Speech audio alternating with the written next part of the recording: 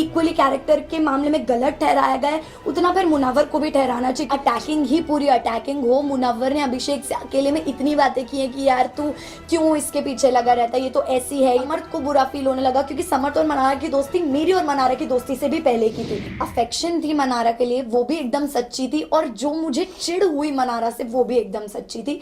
क्योंकि मैंने अगर दोस्ती का हाथ बढ़ाया ये देख के बढ़ाया यार इस लड़की के पास आज की डेट में कोई भी नहीं है। एक मुनव्वर था, आयशा के आने के बाद मुनव्वर भी मनारा से डिस्टेंस हो गया था, उसके पास नहीं जा रहा था, बात नहीं कर रहा था, तो वो लोग दूर दूर रहने लगे। समर्थ को बुरा फील होने लगा क्योंकि समर्थ और मनारा की दोस्ती मेरी और मनारा की दोस्ती से भी पहले की थी।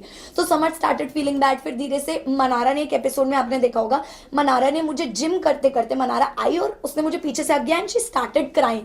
ऑल्दो हमारा ऐसा कोई बॉन्ड नहीं था कि वो रोए, पर वो रोने लगी। फिर मैं उसको रूम में लेके गई कि क्या हुआ क्या नहीं, तू अकेला फील करी, और मैंने उसको एक ही एडवाइस दिया कि तू बोल, तू बोलेगी नहीं ना तो तू अंदर ही अंदर दबती जाएगी, तेरे को बोलना पड़ेगा, please speak up for yourself. उसके बाद एक मुनव्वर और मनारा की मेजर लड़ाई झगड़ा हुआ था जिसमें बॉटल की तोड़ा फोड़ी हुई थी मुनव्वर की तरफ से।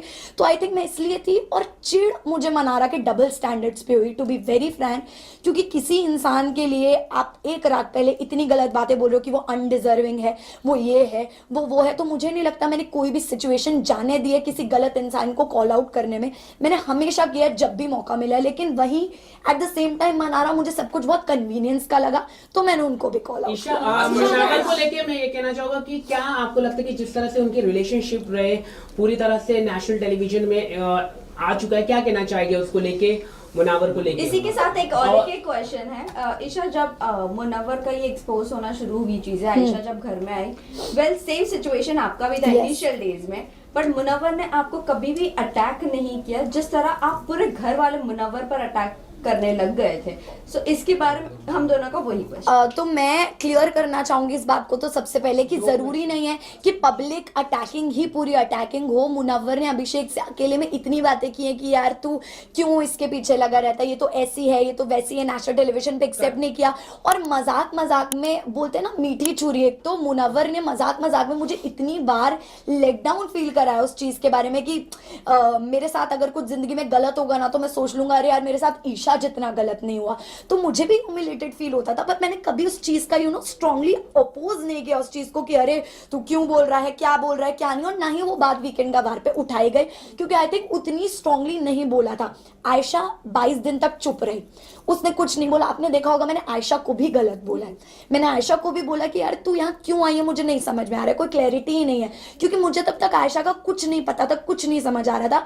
बट द मोमेंट नॉमिनेशन के बाद 22 दिनों के बाद आयशा ने अपना मुंह खोला, आयशा ने बताया कि एक्चुअली क्या रीजंस हैं, कितनी चीटिंग हुई है, 2 टाइमिंग 3 टाइमिंग 4 टाइमिंग।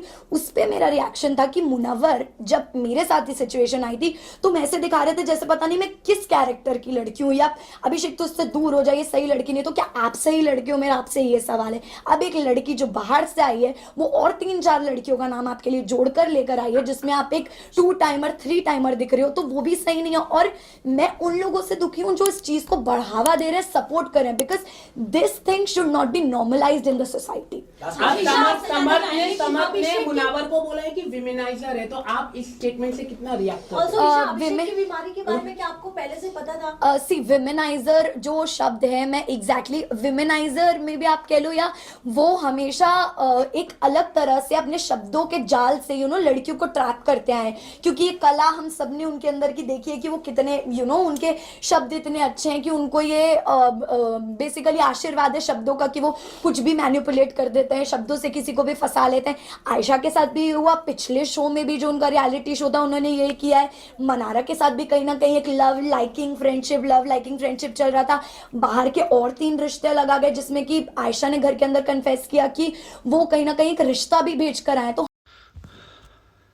तो गाइज ये थी ईशा मालविया जो बिग बॉस 17 से अब इविक्ट हो चुकी हैं, और आपने ये इनकी पूरी जर्नी के बारे में था। इनका फर्स्ट इंटरव्यू है आफ्टर बिग बॉस 17, जब से वो निकली हैं, तो उनका ये फर्स्ट इंटरव्यू है जिनमें उन्होंने पूरी जर्नी के बारे में अपने बताया है। मनारा के बारे में बताया है कि मनारा ने क्या क्या करा है, कैसे डबल स्टैंडर्ड थे, मुनव्वर के बारे में बताया है, विक्की भैया के बारे में बताया है। तो आप किसको चाहते हो कि बेसिकली कौन शो जीते, या कौन आपका पसंदीदा है, या ईशा का गेम कैसा लगा, कुछ भी आप मैसेज में कर सकते हो, मैं आपको रिप्लाई करूँगा।